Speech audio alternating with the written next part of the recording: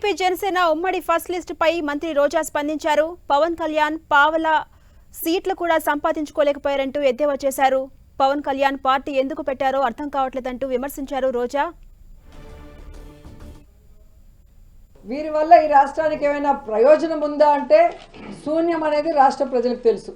కానీ తెలుగుదేశం పార్టీ వాళ్ళు చూస్తే ఈరోజు మేము రాష్ట్ర భవిష్యత్తు కోసమే ఈ పొత్తు పెట్టుకున్నాము అంటుంటే అందరూ కూడా నవ్వుకుంటున్నారు. ఎందుకంటే చంద్రబాబు నాయుడు ముఖ్యమంత్రిగా 3 సార్లు చేశాడు. ఈ 3 సార్లలో రాష్ట్ర భవిష్యత్తుని ఎప్పుడైనా కాపాడా అనేది ఈ రాష్ట్ర ప్రజలు ఒకసారి ఆలోచించాలి. ముఖ్యంగా రాష్ట్రం విడిపోయిన తర్వాత అనుభవం ఉంది అని చెప్పి మళ్ళీ చంద్రబాబు నాయుడికి అధికారం ఇస్తే పోనీ రాష్ట్ర భవిష్యత్తుని ఏమైనా కాపాడా? రాష్ట్రాన్ని అప్పుల్లో ముంచేశాడు, రాష్ట్రాన్ని సర్వనాశనం చేశాడు, రాష్ట్ర ప్రజల డబ్బుని దోచుకొని స్కామ్ల ద్వారా దాచుకున్నాడే తప్ప ఈ రాష్ట్రానికి ఎప్పుడైనా మంచి చేశాడా అనేది రాష్ట్ర ప్రజలందరూ కూడా ఈరోజు గుర్తు తెచ్చుకుంటున్నారు. ఎందుకంటే ఈ రాష్ట్ర విభజన తర్వాత చంద్రబాబు నాయుడు ఈ రాష్ట్రానికి చేసింది ఏంటయ్యా అంటే ప్యాకేజీ కోసం ప్రత్యేక హోదాను తాకట్టు పెట్టేశాడు, కమిషన్ల కోసం కాంట్రాక్ట్ల కోసం పోలవరాన్ని తాకట్టు పెట్టేశాడు, రియల్ ఎస్టేట్ వ్యాపారం కోసం అమరావతిని తాకట్టు పెట్టేశాడు, ఓటుకి నోటు కేసులో దొంగలా దొరికిపోయి ఉమ్మడి రాజధానిని కేసీఆర్ గారికి తాకట్టు పెట్టి దొంగలా అర్ధరాత్రిలో పారిపోయి వచ్చాడు. మరి ఈరోజు ఏమీ తెలియనట్టు లేదా ప్రజల అమాయకులు మర్చిపోయి ఉంటారు అనుకున్నాడో ఏమో కానీ రాష్ట్ర భవిష్యత్తు కోసం మేము పొత్తు పెట్టుకున్నామంటుంటే ఈ ఆంధ్రప్రదేశ్ 2 ముక్కలు అవ్వటానికి, ఈ ఆంధ్రప్రదేశ్ అప్పుల్లో కూరుకుపోవడానికి, ఈ ఆంధ్రప్రదేశ్ని నాశనం చేసింది చంద్రబాబు నాయుడు పవన్ కళ్యాణ్ అన్నది 5 కోట్ల మంది ప్రజలకి బాగా గుర్తుంది అన్న విషయం వీళ్ళు తెలుసుకోవాలి. అండ్ ఈరోజు మీరు చూస్తే ముఖ్యంగా కాపు సోదరులందరూ కూడా మేల్కొన్నారని నాకు అనిపిస్తుంది.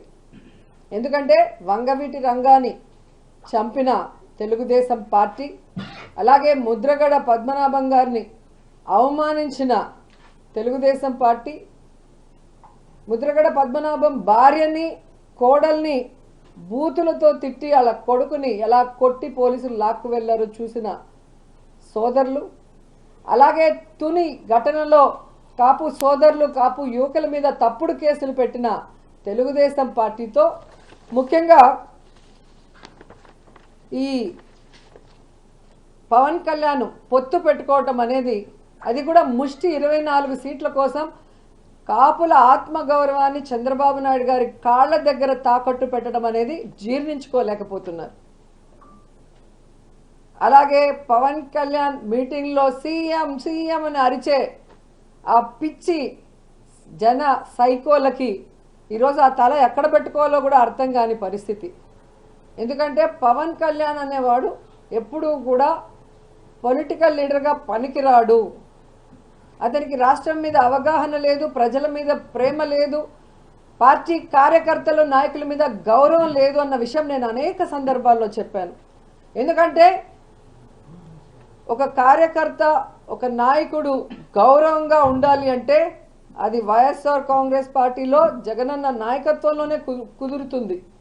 సొంత జెండా సొంత అజెండాతో ప్రజలకి మంచి చేస్తూ నేను వైఎస్ఆర్ కాంగ్రెస్ పార్టీ నాయకుడిని, నేను వైఎస్ఆర్ కాంగ్రెస్ పార్టీ కార్యకర్తని అని గర్వంగా చెప్పుకునే విధంగా కాలర్ ఎగరేసి గ్రామాల్లో వార్డులో తిరిగే విధంగా ఈరోజు జగన్మోహన్ రెడ్డి గారు ఇచ్చిన మాటకి కట్టుబడి పరిపాలిస్తుంటే తెలుగుదేశం వాళ్ళు జనసేన వాళ్ళు గ్రామాల్లో వార్డుల్లోకి వెళ్ళటానికి కూడా భయపడే పరిస్థితి.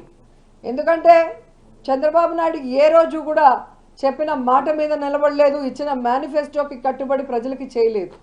అలాగే పవన్ కళ్యాణ్ ఎప్పుడు ఏం మాట్లాడతాడో ఆయన పార్టీ పెట్టిన రోజు నుంచే మీరు చూస్తే అర్థమవుతుంది. పార్టీ పెడతాడు కానీ కంటెస్ట్ చేయడు, సింగిల్గా కంటెస్ట్ చేస్తే తాను కంటెస్ట్ చేసిన 2 చోట్ల ఓడిపోతాడు. ఇప్పుడు బీజేపీతో పొత్తులో ఉన్నాను ఎన్డీఏలో అంటాడు, ఇక్కడేమో బీజేపీతో సంబంధం లేకుండా తెలుగుదేశం పార్టీతో పొత్తు పెట్టుకోవడం చూస్తుంటే ఇతనికి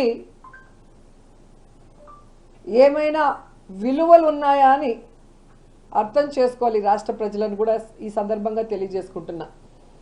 ఈ మధ్యకాలంలో చంద్రబాబు నాయుడు గారు కోర్టులో అన్నాడు, నాకు హెల్త్ బాగాలేదు, నాకు రెస్ట్ కావాలి అని.